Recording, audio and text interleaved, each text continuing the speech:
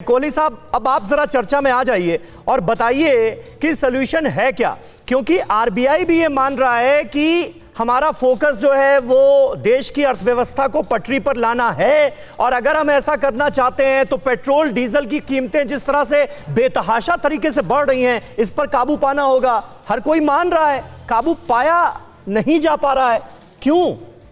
देखिए, इस समय समीर, समस्या कहाँ है हम ये देखते हैं। समस्या 6.3% गोपाल जी ने जो हमें बताया, जो इन्फ्लेशन की, रिटेल इन्फ्लेशन की दर है, वो बिल्कुल सही बात है, और इस समय और वो आरबीआई की रेंज में ये भी सही बात है। पर वहाँ गड़बड़ कहाँ हो रही है? गड़बड़ हो रही है कि इस समय लोगों की जो आय है, जो इनकम है, वो बहुत सिमट के रह गई है। 97% परिवार जो है समीर, इस समय उनकी मासिक आय गिर चुकी है रियल टर्म्स पे। मतलब कुछ की वैसे नीचे आ गई है, कुछ की इन्फ्लेशन की वजह से नीचे आ गई है। तो वहां पर ये जो इन्फ्लेशन की दर है 6.3, ये ज्यादा चुभ रही है।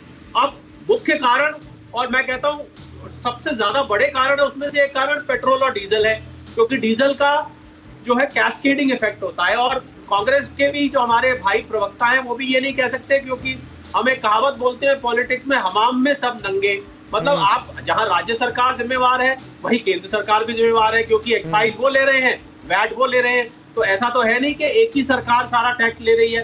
दोनों सरकारों को मिलके बैठ के इसको जीएसटी के अंतर्गत अगर समीर लाया जाए, हाँ। मैं समझता हूँ पेट्रोल और डीजल की कीमत 20 से 25 रुपए समीर। शरद कोहली साहब, कहां हो पा रहा है ये? जब मैं बता रहा हूं, जब ना जाने सैकड़ों डिबेट्स हम कर चुके होंगे, ना जाने कितनी बार ये बात कही गई कि पेट्रोल डीजल की बेतहाशा कीमतों पर अगर काबू पाना है तो इसे जीएसटी के अंतर्गत लाना है, लेकिन ये कहां हो पा रहा है? इसके लिए कहां तैयार है सरकार?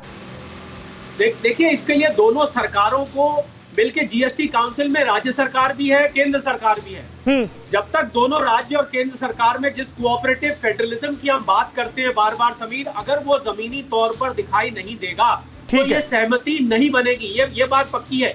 दूसरा, मैं समझता हूँ ये जो कीमतें बढ़ रही हैं, बिल्कुल गोपाल जी की बात से मैं सहमत हूँ। सप्लाई चेन में डिस्टर्बेंस थी, उसके बाद जब लॉकडाउन खुला तो एकदम पेंट अप डिमांड आती है, उसकी वजह से भी कीमतें बढ़ती हैं। पर एक और बहुत बड़ा कारण जिसपे गोपाल जी की सरकार को ध्यान देना चाहिए और राज्य सरकारों को देना चाहिए, वो है जमाखोरी।